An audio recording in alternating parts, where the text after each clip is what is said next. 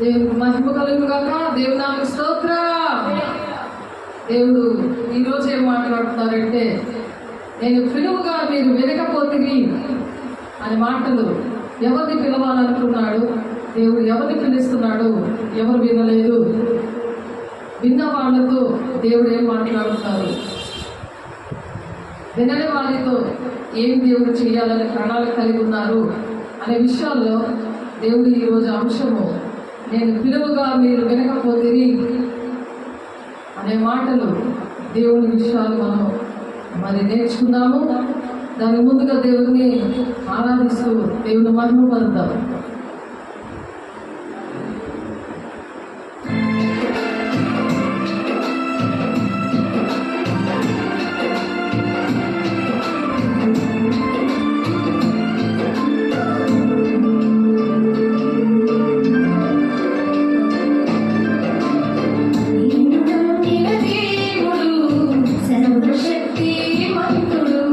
ఆరాధనకు యోగ్యుడు, ఆది అంతము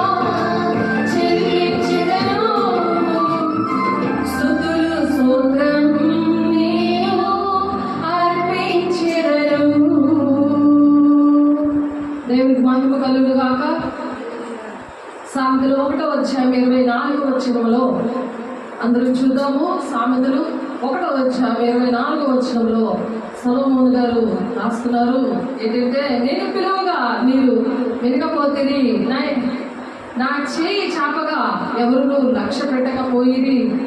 దేవుడు పిలుస్తున్నప్పుడు మనము లక్ష్య పెట్టకపోతే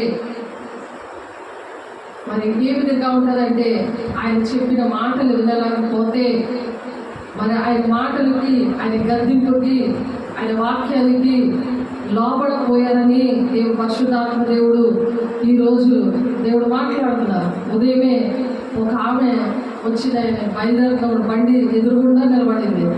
ఆమె ఎవరంటే ఒక క్యాన్సర్ పేషెంట్ తల్లి. తను దేవుడు మాటలు చెప్పినప్పుడు దేవుడు కనిపిస్తున్నారు. ఆ క్యాన్సర్ మరి పేషెంట్ తన కుమార్తె గురించి దేవుడు కార్యం చేస్తే తను మరి దేవుడి దగ్గర ఇచ్చిన తీర్మానం అది తృణీకరించింది. మాట ఇచ్చి దేవుడు మాట తప్పనే దేవుడు మన దేవుడు. అయితే ఆమె దేవుని బిడ్డ అని చెప్తూ దేవుడు మాట తప్పిపోయినందుకు మరి దేవుడు మరి ఆ బిడ్డ విషయంలో, తన 2వ కుమార్తె విషయంలో దేవుడు మరి అపాయం వచ్చినప్పుడు ఆయన పట్టించుకోలేదు. ఎందుకంటే దేవుని గాయాలు రేపుతా ఉండి మరి తన తల్లి, ఆమె పేరు మహాలక్ష్మి. అయితే దేవుడికి ఇష్టమే, కానీ దేవుడికి ఇష్టం లేని పనులు చేస్తూ దేవుడు ఇష్టమే అని అనడం దేవుడు మాటకి విలువ ఇవ్వలేని వాళ్ళు కదా. దేవుడు మన కోసం ప్రాణం పెట్టారు. ఆయన మనల్ని ప్రేమిస్తున్నాడు. మన పాపములు, శాపములు అన్నిటి కూడా కోసం కూడా ఆయన తన ప్రాణాన్ని ఇచ్చి బుద్ధి జ్ఞానములు కలిగి మరి మనం నడవాలని ఇక్కడ చెప్తున్నారు. ఆయన ప్రేమ ఎలా ఉంటుందంటే మరి విలువ పెట్టి కొనబడిన ప్రేమ అది. ఆయన విలువ పెట్టి మనల్ని కొన్నాడు. మరి ఈ భూలోకంలో అందరూ కూడా ధన్యులుగా ఉంటారు. ఆయన మరణంలో నుండి జీవంలోకి దాటించేది. అలాగ మరణకరమైన క్యాన్సర్ వ్యాధి నుండి విడిపిస్తే మరి దేవుని మాట వినలేదు. ఆమె కూడా ఎన్నో దేవుడు ఎంత ఆశీర్వదించాడంటే, ఎంత దీవెనలు అంటే, ఎంత ఆస్తి మరి మనవులు అందరూ కూడా దేవుడు దీవించారు. తన తల్లి ఇప్పుడు 85 సంవత్సరాలు దగ్గర 90 సంవత్సరాల దగ్గర సజీవ లెక్కలో దేవుడు ఉంచారు. దేవుడిని నమ్ముకొని ఆమెకి ఈ కుమార్తె సేవ చేస్తున్నందుకు దేవుడు ఆమెతో మాట్లాడడం స్టార్ట్ చేశాడు. కానీ ఇది దేవుడు కావాలి, ఇది దెయ్యము కావాలి. ఆలోచించండి. 2 పడవల మీద కాలు వేయకూడదు కదా. దేవుడు మాటలు అదే, నేను పిలువగా మీరు వినకపోతేరి, నా చేయి చాపగా ఎవరు లక్ష్య పెట్టకపోయిరి.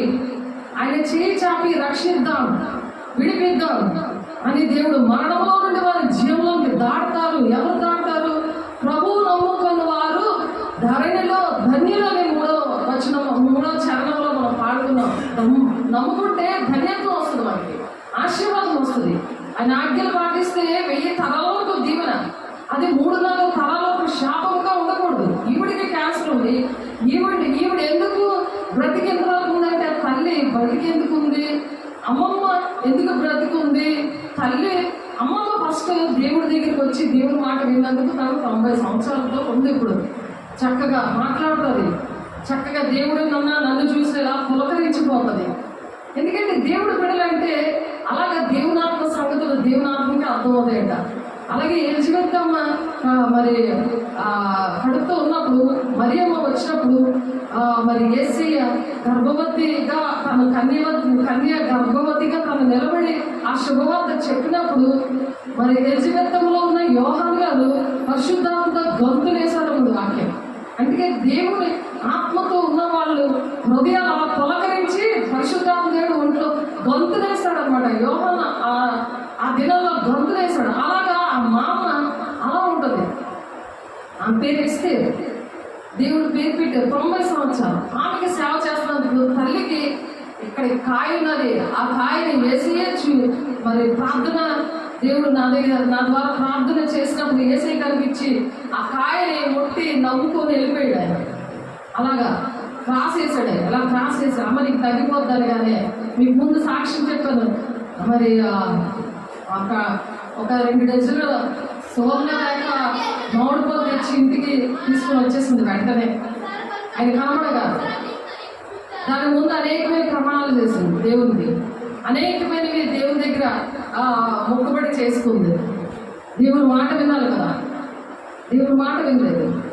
ఇక్కడ ప్రభువు నమ్ముకున్న వారు ధరణిలో ధన్యత్వము పోయి మరణంలో నుండి వారు జీవనానికి దాటెదరు అని అంటే దాటలేకపోయింది. తన కుమార్తెలు 2 దాటలేకపోయారు. ఆమెను బట్టి 1000 తరాల వరకు దీవెన దగ్గర 3-4 తరాలకు శాపముల లిస్టులోకి వెళ్ళింది ఆమె కాదు, అనేక మంది అలా ఉన్నారు. ఎందుకంటే ఈ సాక్ష్యము దేవుడు చెప్పిస్తున్నారు. రాత్రి ఆమె కోసం ప్రార్థన ఇప్పుడు కూడా చేస్తున్నాను. ఆమె కోసం నాకు ఎందుకు ఈ కడుపు కోత దేవుడు ఇచ్చాడు, మరి ఆయన ఎందుకు ఇలా చేశాడు, ఆయన ఎందుకు నవ్వుతా కనపడుతున్నాడు అని అడిగింది నన్ను.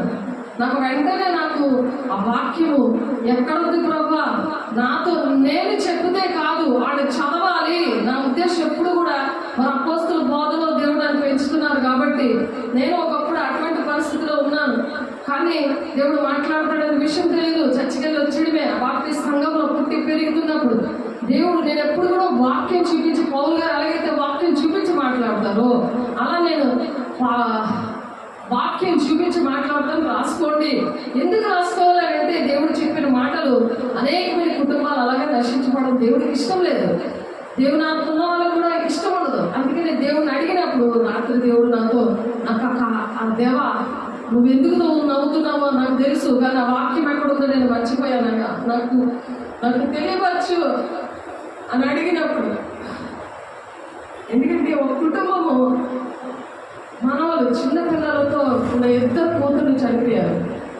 కానీ ఏసీ ఎందుకు అలా నవ్వాడో వాళ్ళకి అర్థం కాలేదు. అని చెప్పవలసిన బాధ్యత దేవుడు బిడ్డలుగా మనకు పెట్టాడు. అది చెప్పడానికి మీరు కూడా ఇష్టపడితే మీరు కూడా ఈ వాక్యం రాసుకోండి. దేవుడు ఎందుకు నవ్వుతాడు, దేవుడు పిలిచినప్పుడు మనం పలకపోతే ఏం జరుగుతుంది, పిలిచినప్పుడు పలకపోతే మన ఇష్టం వచ్చాడు కైనీళ్ళు వేసుకోవడం, తాపుకొని ఉండడం. దేవుడు క్షమించేస్తాడులే, ప్రేమించేస్తాడులే, దేవుడు చర్చికి వెళ్తున్నాం కదా, దేవుని ఆజ్ఞలు పాటిస్తున్నాం కదా అంటే నీ వల్ల ఎంతమంది చనిపోతారు కుటుంబంలో. దేవుడు ఎందుకు నవ్వాడు అలాగా? ఎందుకు జీవం నుండి మరణంలోనికి, మరణం నుండి జీవంలోకి దాటించే దేవుడు ఎందుకు నవ్వాడు అనే పరిస్థితులు మనుషులకి రావాలి. అది అర్థం అవ్వాలి. ఆ బాధలో వాళ్ళు ఇంకొక బిడ్డ నా కోసం అలా చనిపోకూడదు. సొంత కూతుర్లు చనిపోతే ఆవిడ అంటున్న మాట అంటే దేవుడు నమ్మాడు, నాకే దేవుడు లేడు, నాకెవరు లేరు అని బాధపడితే నువ్వు పర్వాలేదండి దేవుడు మీతో ఉన్నారు అని చెప్పి నేను ప్రశాంతంగా మరి ప్రార్థన చేసి వచ్చాను. ఆ ఇంట్లో వచ్చాక దేవుడు 6 రోజులు నేను ప్రార్థన చేస్తాను. కానీ రాత్రి దేవుడు మాట్లాడాడు. ప్రతిదానికి ఒక టైం ఉంటుంది.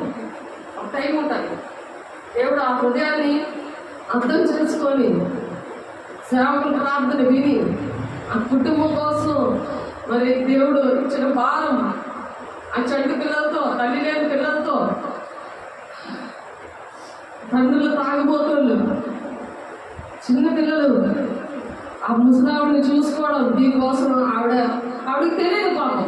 అందుకే మీరేం చేయించున్నారు మీరు తెలియదు కాబట్టి క్షమించే ప్రభావం అన్నాడు. కానీ ఆవిడకి చాలా విషయాలు చూపించాడు దేవుడు, చాలా విషయాలు మాట్లాడాడు. అయినా సరే ఆమె దేవుడిని నమ్మలేదు. అన్యాచారాలు చేసుకుంటూ ఎవరు మనుషులు చెప్పిందే వింటుంది కానీ దేవుడు ఏం చెప్పాడని దేవుని విషయంలో బాధ్యత వహించలేదు. దేవుడు నమ్మదగిన వాడు. ఆయనకి ఘనత మహిమ చల్లాలి, ఆయనకి మహిమ రావాలి అనే విషయం ఆలోచించలేదు.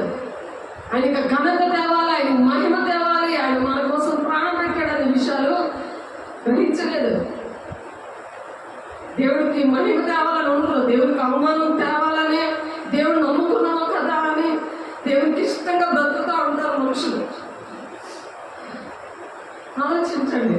పరిశుద్ధాత్మ దుఃఖపడితే అది మీకు మంచిది కాదని ఉంది. ఈ యుగమందైనా రాబోయే మీకు పాపక్షోభం లేదు అంటున్నారు. పరిశుద్ధాత్మని దుఃఖపట్టకూడదు. దేవుడు ఎందుకు బాధపడుతున్నాడు? ఎందుకు దుఃఖపడుతున్నాడు దేవుడు?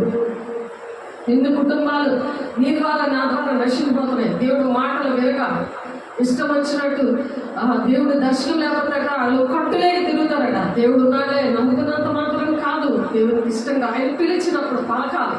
ఆయన పిలిచాడు. నేను ఎందుకు పిలిచాడు?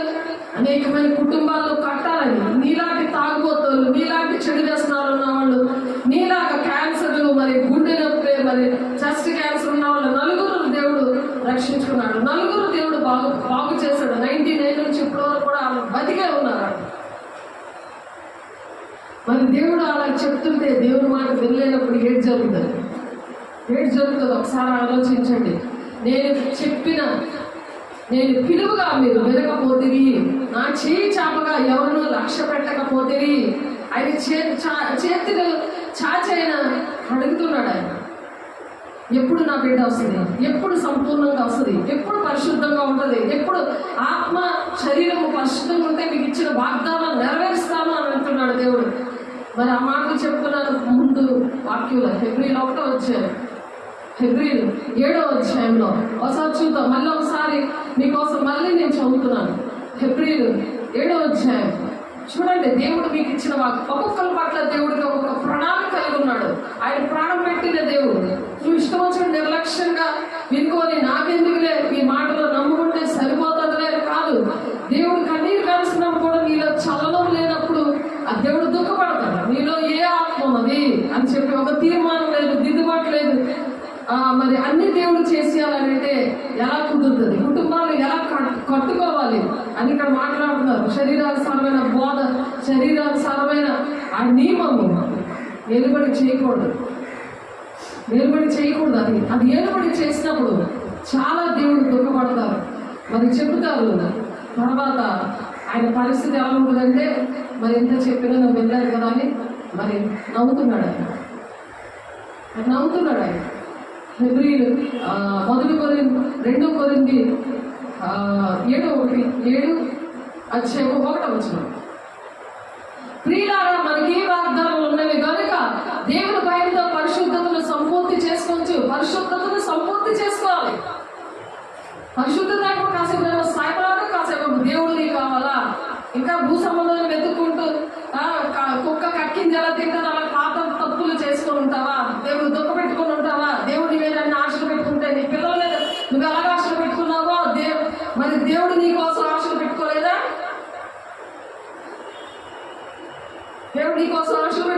నీలాగా రక్షించిపోతున్న వాళ్ళు నువ్వు వెళ్ళి పని చేయరు కదా. నిన్ను రక్షించుకున్న దేవుడు నీకు మంచి సాక్ష్యం ఇచ్చినప్పుడు నువ్వు రక్షించాలి కదా. తండ్రి చిత్తం నెరవేర్స్తే దేవుని రాజ్యానికి వెళ్తావు కదా. ఒక తీర్మానం లేకుండా, దేవునికి ఇష్టం లేకుండా, పరిశుద్ధత లేకుండా నేను దేవుని పెట్టని అని నువ్వు భ్రమలో ఉంటే ఎవరిని చంపేస్తావు నీ ఇంట్లో?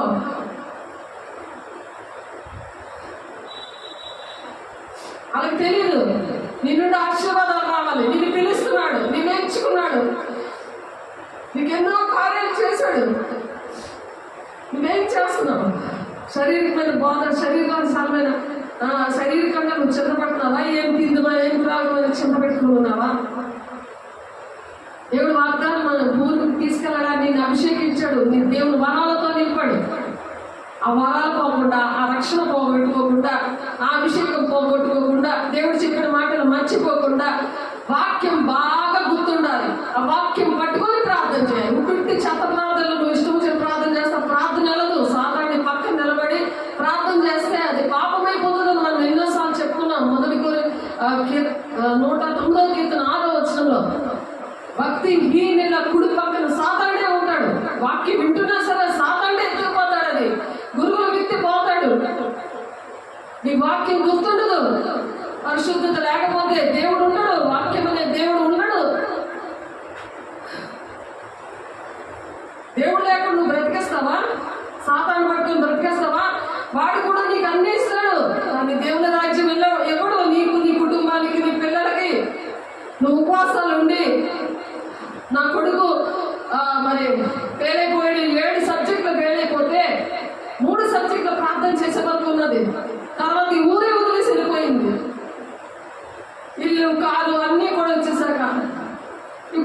గుర్తొచ్చాడు. వాడికి 26 సంవత్సరాలు వచ్చేసాయి, పెళ్లి లేదు, జాబ్ లేదు, ఇంజనీరింగ్ ఫెయిల్ అయిపోయాడని. ఎవరు కారణం? కారణం ఎవరు? మీ పిల్లలు అలాగ ఉన్నారంటే కారణం ఎవరు? నేను పిలుస్తుంటే నువ్వు పలకట్లేదు. చూడండి, సామెత 1వ అధ్యాయం 24 వచ్చిన, నేను పిలువగా మీరు వినకపోతే, నేను చేయి చాపగా ఎవరినో లక్ష్య పెట్టకపోయింది. ఆయన ఎందుకు పిలుస్తున్నాడని మీకు వద్దా? మీకు అవసరం లేదా? మీకు అడిగినవన్నీ ఇచ్చాడే, అన్నీ ఇచ్చే కూడా నువ్వు వినవా? తండ్రి చిత్తానువా? నెరవేర్చవా?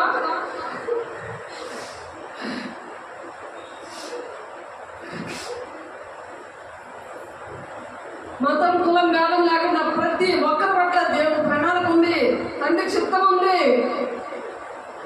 మనుషులు పెట్టుకున్నవి మతాలు, కులాలు, భేదాలు అన్నీ కూడా. అందరితో మాట్లాడే దేవుడు నెబుకద్నెజరుతో మాట్లాడాడు, దేవుడు ఫరోతో మాట్లాడాడు. ఆయన దేవుడు నమ్ముకోలేదు.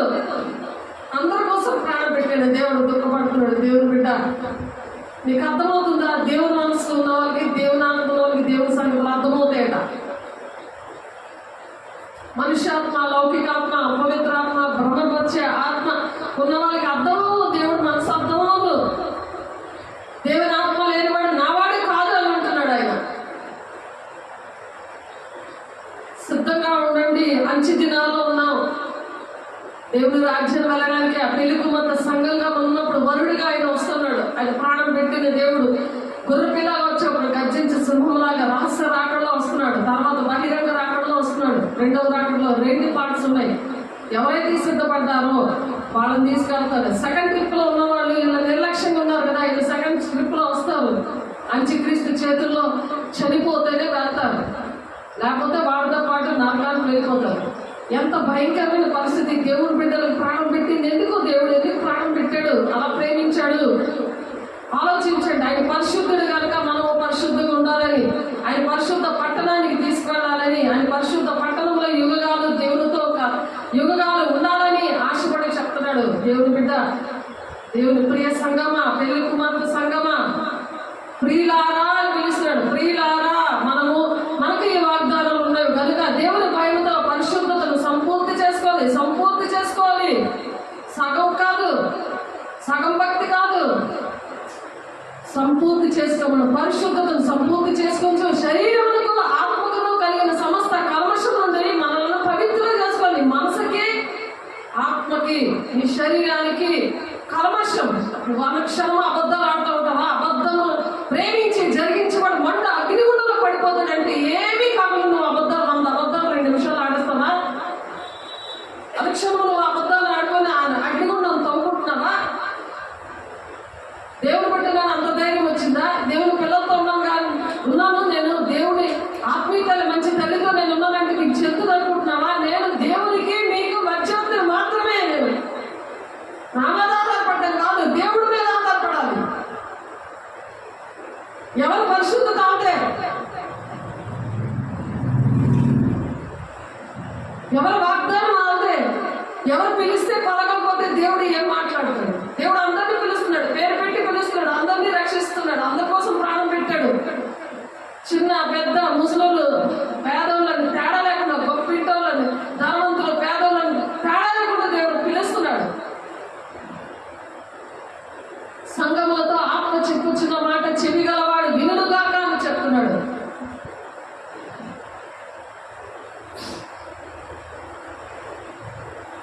చెవులున్నప్పుడు వింటారు, పరిశుద్ధంగా ఉన్నానా లేదని చెక్ చేసుకుంటారు. అనుక్షణం కూడా నేను పిలువగా మీరు వినకపోతే, నా చేయి చాపగా ఎవరినూ లక్ష్య పెట్టకపోతే, నేను చెప్పిన బాధ ఏమీ మీరు వినక త్రోసివేసిద్దరి. నువ్వు తోసేస్తున్నావు కాబట్టి కదా అబద్ధాలు ఆడుతున్నావు. అనుక్షణం కూడా సాధారణకు ఒడిగిపోతున్నావు, దేవుడికి వడకుండా.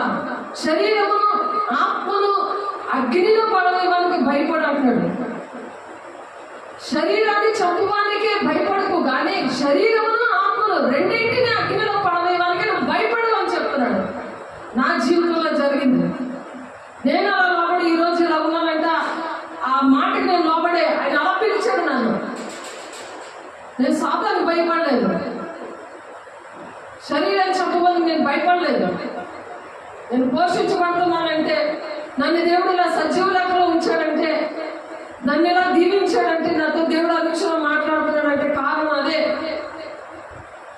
పరిశుద్ధమైన ఆత్మకు, శరీరానికి ఆ పరిశుద్ధత దేవుడిచ్చిన వాగ్దానాలు నా పట్ల నెరవేరుస్తున్నాడంటే నేను భయపడట్లేదు. సాతానికి శరీరం చెప్పడం నేను భయపడట్లేదు.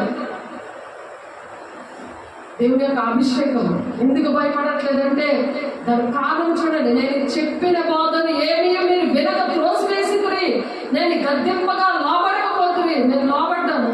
దేవుని మాటకు లోబడి దుష్టుని ఎదిరించాను. ఎదిరిస్తాడు. మీ అర్థమని పారిపోతాడని చెప్తున్నాడు ఆయన.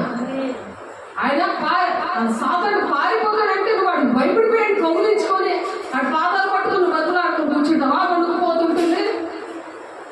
ఆడు నీకోసం రక్తం కార్చాడా? దేవుడు కార్చాడా? ఆయన నేను ప్రేమించాడా? యువకాలతో ఆడుతూ ఉంటావా అగ్నిగుండంలో? వాడికి భయపడిపోయి తండ్రి చిత్తాన్ని నెరవేర్చకుండా, దేవుడి పిలుపుకి లోపడకుండా ప్రతి ఒక్క మనిషిని దేవుడు వాడుకుంటాడు. ఆయన శరీరంలో అవయవాలుగా ప్రతి ఒక్క మనిషి ఉండాలి. ఆయన శిరస్సుగా ఉన్నాడు. మనకి పెళ్లి కుమార్తె సంఘంలో ఆయన శిరస్సుగా ఉండి ఆయన ప్రతి ఒక్క అవయవం దేవుడు బిడ్డగా ఉండాలి.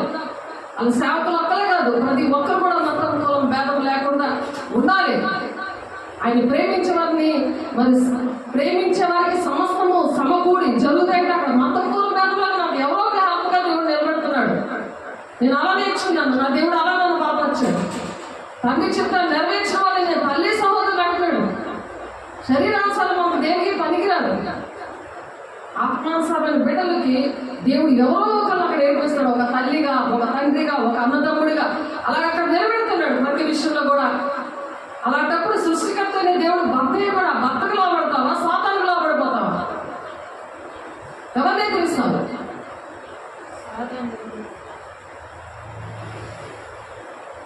నాకు లోబడండి, దుష్టుని ఎదిరించాడు, మీ అందరుడు పారిపోతాడని యాకోబు భక్తుడు రాస్తున్నాడు. యాకోబు 4:7.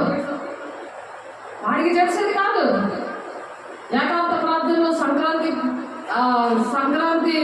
ఆ కనుమ ఆ టైంలో ఆ సెలవుల్లో ప్రార్థన చేస్తే ఒక పాస్టర్ మీదకి దెయ్యం వచ్చి మొదలైంది.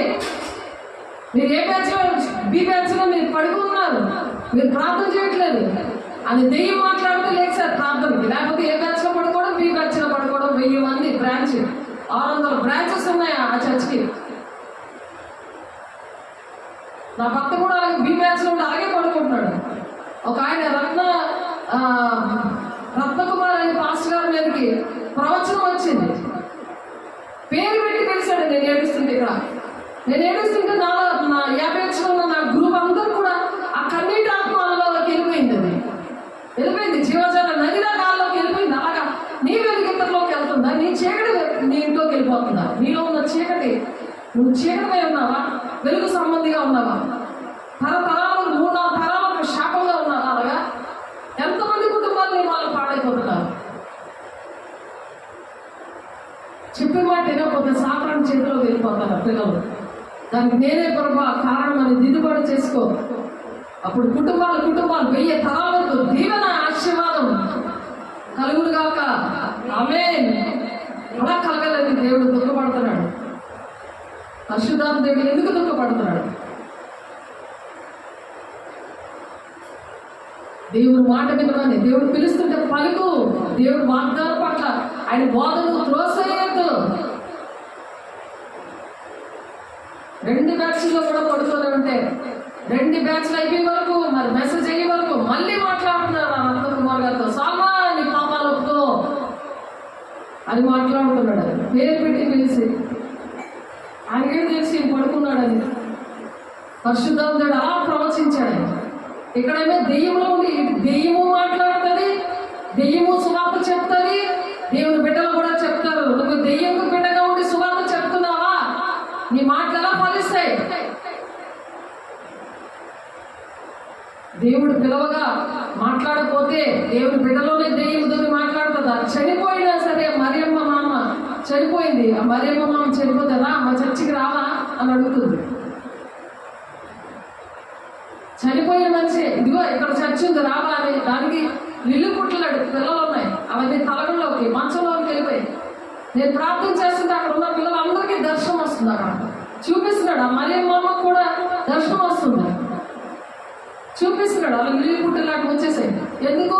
ఆ విషయంలో భక్తిహీనత, ఆ బోధను త్రోసివేశారు. కాబట్టి ఇక్కడ 25వ వచనం, సామెతలు 1:25 వచనం, నేను చెప్పిన బోధ ఏమీయో మీరు వినక త్రోసివేసితిరి, నేను గద్దింపగా మీరు లోబడకపోతిరి. గద్దించాడు, తర్వాత అనారోగ్యం పెట్టాడు. అనారోగ్యం ఎందుకు వస్తుంది? ఆ బాధ వల్ల పిల్లలు మాట వింటారు కదా. ఇశ్రాయేల్ ప్రజలు కూడా అలాగే చెదిరిపోయినాడు. ఇశ్రాయేల్కి ఎంత ఎంత వేదన దుఃఖం కలిగింది, కానీ ఆయన ప్రేమిస్తున్నాడు. దేవుని బిడ్డ ఆయన గద్దిస్తున్నాడు అని అంటుంటే ఆయన బాధపడుతున్నాడు. ఆయన నవ్వాడంటే నేను మనం ప్రేమించిన విషయంలో మనం కూడా అలాగే చేస్తాం కదా. బాధ వస్తే బోధ అర్థం అవుతుంది. ఆ విధంగా సాతాను మాట్లాడింది, చర్చికి రా, అది దేవుని మాట కదా, చర్చికి రావా మా చర్చికి అని. నిజంగా అక్కడికి వెళ్ళిపోతే ఈ రోజు చేసి శరీరం రక్తం ఇచ్చి ప్రార్థన చేసి ఆమె దిద్దుబాటు చేయించి దేవుని రాజ్యం తీసుకెళ్ళాడు దేవుడు. అలాగా ఆ విధంగా అలా ప్రార్థన చేస్తుంటే అన్నీ కనబడి, తను చేసిన తప్పులన్నీ కనబడి, ఆ చీకట్లన్నీ కనబడింది. అది ఎలా కనబడింది? ఒకటి అలా కనబడింది, ఒకదానికి ఒక సాతాను ఎలా కనబడుతుంటే దాన్ని పీకలేదు. అంటే ఏసీ శిరస్సుగా లేదు, సాతాను అనమాట. బుర్ర లేని పనులు చేస్తారు కదా, ఎన్ని చేసినా నష్టమే, ఎన్ని చేసినా అవి నష్టమే. వాళ్ళు బుర్రలేని పనులు చేస్తామంటారు కదా, అది కనిపించింది. అమ్మ పీకలేదు, అది అలాగా ఆకారం అలాగా కనబడుతుందని చెప్పింది. సాతాను కూడా చెప్తుంది. మరి సాతాను ఇంకొక ఆమెకి మెన్సెస్ నొప్పి వస్తుంటే ఏసు రక్తమే చేయని చెప్పు, కాల్ మీద కాల్ వేసుకోమని చెప్తుంది పడుకొని. ఏసు రక్తమే చేయమని చెప్పు. సాతాను కూడా బోధ చేస్తుంది, నీకు హెచ్చరిక చేస్తుంది. నీ విషయాలు సాతానికి తెలుస్తాయి, దేవుడికి కూడా తెలుస్తాయి. ఇవి కళ్ళు ఎదురుకుంటా నా ఆత్మీయ పిల్లలకి జరిగిన విషయాలు ఇవి. ఎందుకు సాక్ష్యం చెప్తాడంటే వాక్యము సాక్ష్యము సరి చేసుకుంటూ బోధించాడు. దేవుడు కూడా అలాగే చేశాడు. అద్భుత కార్యాలు చేశాడు, మహత్కార్యాలు సూచక్రియలు చేస్తూ ఆయన బోధించాడు. నువ్వు ఇట్టి బోధన చేస్తే కాదు, నీకు పిలుపు ఉన్నప్పుడు, దర్శనం ఉన్నప్పుడు, నువ్వు దేవుడు లోబడినప్పుడు నీకు వాక్యం నేర్పిస్తాడు. ప్రాక్టికల్గా థియరికల్గా రెండు కూడా నేర్పిస్తాడు. మరి భౌతికంగా కూడా కాలేజీకి వెళ్తే పిల్లలకి రెండింటికి మార్కులు వేస్తాడు కదా. మనం చదువుకున్నప్పుడు మనకు అలాగే మార్కులు పడ్డాయా, ఉంటేనే పడిపోయా ప్రాక్టికల్ లేకుండా. ఆలోచించండి. ఇప్పుడు దేవుడి విషయంలో, దేవుడి రాజ్యం వెళ్ళే విషయంలో ఆయన పిలిచినప్పుడు, ఆయన బోధను త్రోసివేసినప్పుడు ఆయన గద్దింపుగా లోబడకపోతుంది. కాబట్టి మీకు అపాయం కలిగినప్పుడు నేను నవ్వెదను. అపాయం కలిగినప్పుడు నవ్వాడు. అది చూపించాడు ఆవిడికి, మహాలక్ష్మి అనే ఆంటీకి నవ్వాడు. ఇద్దరు ఆడపిల్లలు చనిపోతే పడుకున్న రాత్రి ఒక ఆమె క్యాన్సర్ చక్కగా తగ్గిపోయింది. తన భర్తకి లోబడిపోయింది, కానీ సృష్టికర్త అయిన భర్తకు లోబడలేదు. భర్త చాలా ప్రేమిస్తాడు, పిల్లలు చాలా ప్రేమిస్తాడు, కానీ ఏం లాభము? డాక్టర్లు కూడా వెళ్ళేందుకు చేతులు ఎత్తేశారు. అప్పటికి నాలుగు కూడా నేను ఏం చెప్పాను, ప్రార్థన చేస్తుంటే అక్కడ ఏసే కనిపిస్తున్నారు, తనతో మాట్లాడుతున్నారు, తనకి స్వస్థపరిచారు. మొత్తం వెనకత వీపికి తలకి అన్నీ వచ్చేసాయి, కానీ భర్తకు లోపడిపోయింది. అది ఎక్కువైపోతున్నా సరే చక్కగా స్వస్థత వచ్చి కూడా ఆమె దేవుడు, ఈ సృష్టికర్త అయిన దేవుడు భర్తకు లోపడకుండా శరీరానుసారమైన భర్త ఆ శారీరకంగా ఉండి సాతానుతో ఉన్న భర్తకి లోపడిపోయింది. దానికి వచ్చినది ఏంటి? మరణం ఏర్పాటు చేసింది. మన కోసం ఎవరు ప్రాణం పెట్టాడు? సృష్టికర్త అనే దేవుడు భర్తే ఉన్నాడు. ఆయనకి మనం లోబడాక మొదటి ప్రేమనే ఆయనకి ఇవ్వాలి, మొదటి స్థానం ఆయనకి ఇవ్వాలి. ఎవరైనా ప్రేమిస్తానికి మొదటి స్థానం ఇస్తామా? ప్రాణం పెట్టిన దేవుడికే మొదటి స్థానం ఇవ్వాలి.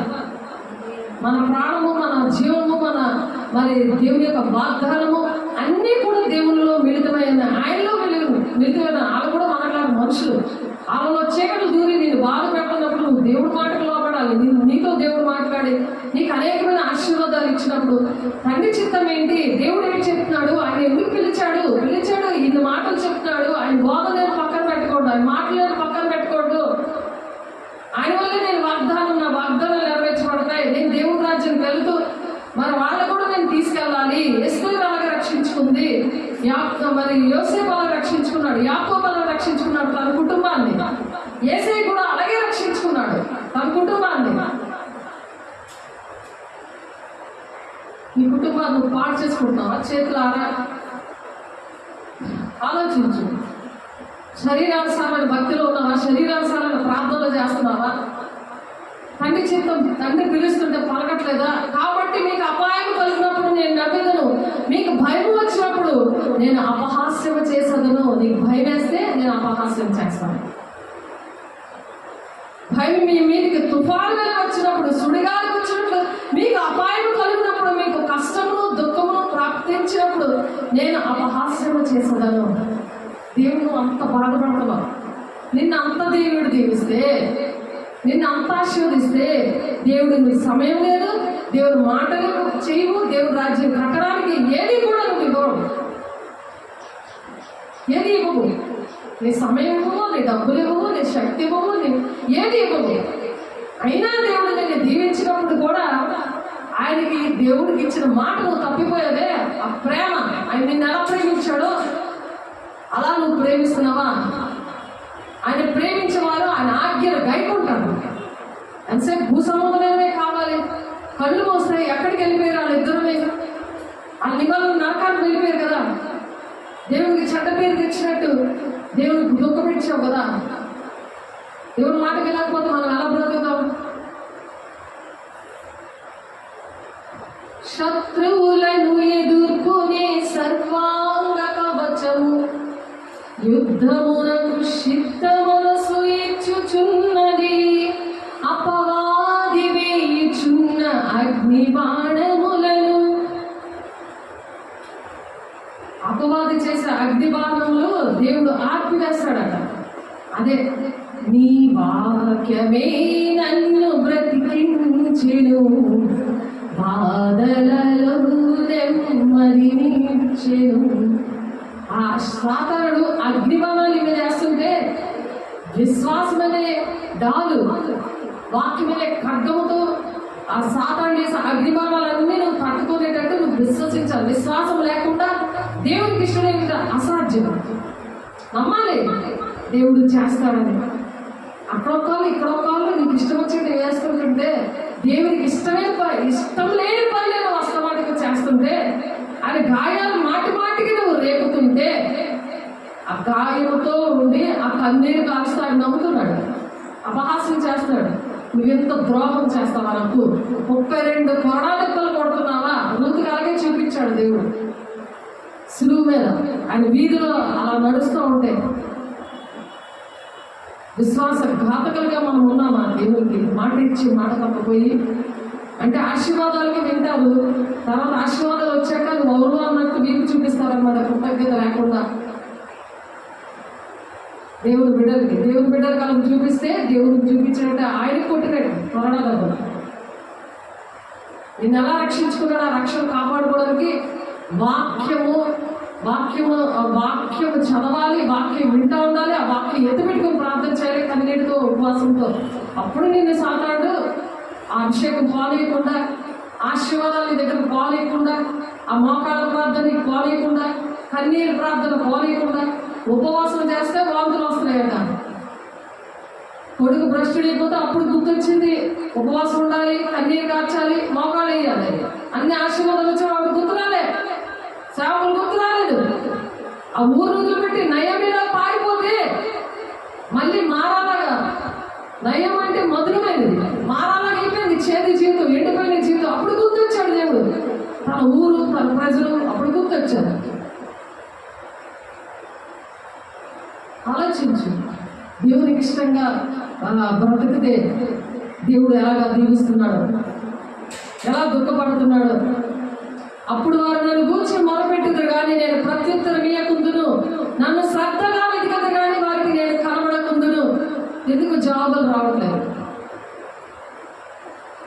ఎంత వెతికినా సరే ఆయన దొరకడు. ఆయన సమీపంగా ఉన్నాడు, ద్వారం దగ్గరే ఉన్నాడు ఆయన. మనం సిద్ధపడాలి, ఇవన్నీ ఒప్పుకొని దేవుడు పాదాలు పట్టుకొని. యాకోబు అలాగే చేస్తే మరి యాకోబు నన్ను ఆశీర్వదిస్తేనే కానీ నేను విడిచిపెట్టదని రాత్రంతా పెనుగులాడాడు, తెల్లవారే వరకు పెనుగులాడాడు ఆయన.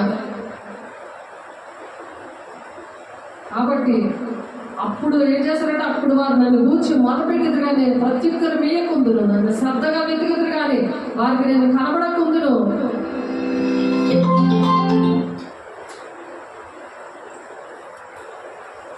ఎప్పుడైతే దేవుడు చెప్పిన బోధ మనం వింటాము, అప్పుడు దేవుడు ఏం చేస్తారంట, ఆయన గద్దిస్తాడు. ఈ విధంగా నా గద్దింపు విని తిరుగుడి, ఆలకించుడు, నా ఆత్మను మీ మీద కుమ్మరించదని అంటాడు.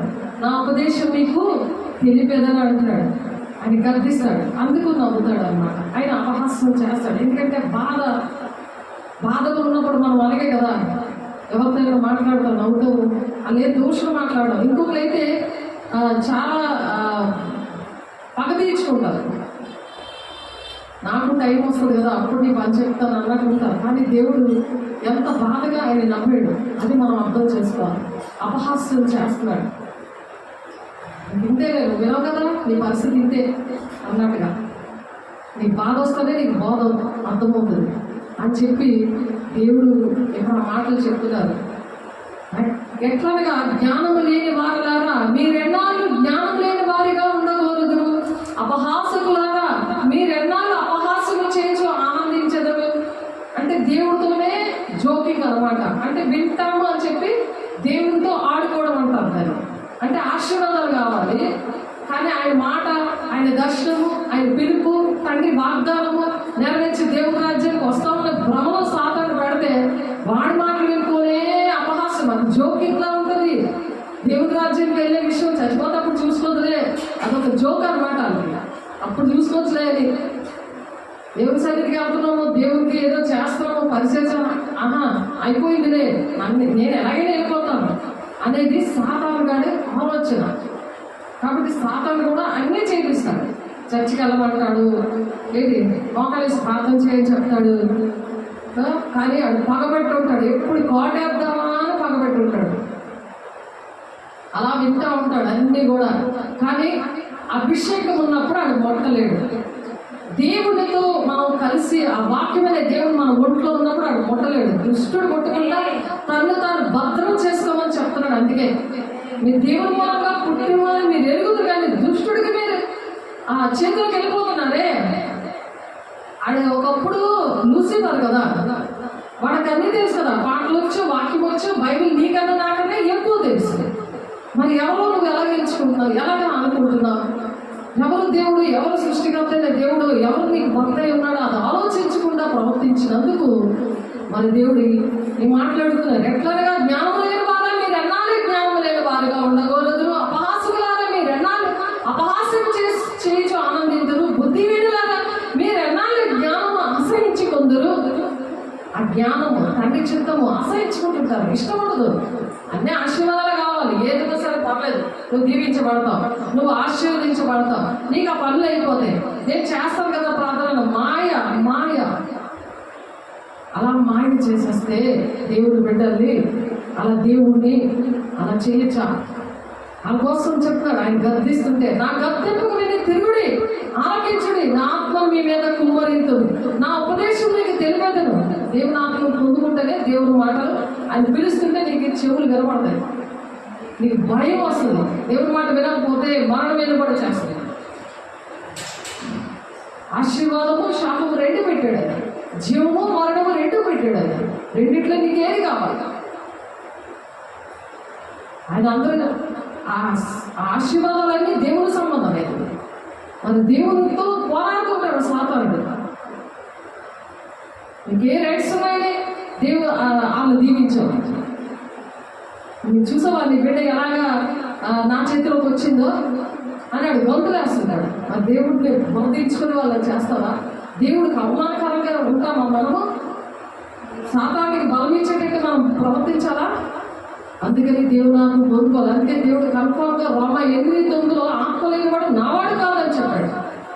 కాబట్టి దేవుడికి గద్దింపులు మనం లోబడదాం, లోబడి తండ్రి చిత్తమేటో ఆయన ప్రణాళిక ఏంటో ఆయన పిలువుగా పలుకుదాం. పలికి మరి దేవుని మాటలు, దేవుని అలాగా ఆయన యొక్క ఆత్మను మీ మీద నేను కుమ్మరిస్తానంటాడు. ఆయన ఉపదేశం ఏం చెప్తున్నారో అది గుండెల్లో భద్రంగా చేసుకొని మనుషుల అమ్మటి కంటే రాజుల అమ్మటి యెహోవా ఆశ్రయించుడు మేలు అంటున్నాడు, వారికి ఏమేమి కొదువు ఉండదు అంటున్నాడు. కాబట్టి అట్టి కృపను అట్టి మహిమను మనందరి మీద కుమ్మరించును గాక ప్రార్థన చేసుకుందాం. పరిశుద్ధ ప్రేమ గల దేవ, అభిషక్తుడ మహిమ గల దేవ, పరిశుద్ధాత్ముడా నీకు వందనాలు అయా. మీరు ఇచ్చిన ఆయన మాటలు బట్టి నీకు వందనాలు ప్రభా. మీరు పిలిస్తే మేము పలుకుతాం ప్రభా, మీకు ఇష్టంగా మేము బ్రతుకుతాం ప్రభా. అయ్యా అన్ని చిత్తాలు నెరవేర్చువారే దేవుని రాజ్యాలు వెళ్తారు ప్రభా అని చెప్తున్నాం ఆయన. పరిశుద్ధత లేనిదే దేవుని చూడలేరు అని చెప్తున్నావు ప్రభా. నిన్ను చూడకపోతే, నిన్ను చూసే కళ్ళు మాకు లేకపోతే అయ్యా తండ్రి, మేము నీ మాట వినకపోతే అయ్యా నీ వాక్య బలమే మేము బ్రతకాలి ప్రభా. నీకు లోబడినప్పుడే మేము బ్రతకాలి ప్రభా. మీరు మాత్రమే మమ్మల్ని ప్రేమించారు, మా కోసం ప్రాణం పెట్టారు ప్రభా. దయచేసి అయ్యా చేతులెత్తిన బిడ్డలందరినీ నన్ను క్షమించండి, కనికరించండి, కృప చూపించండి.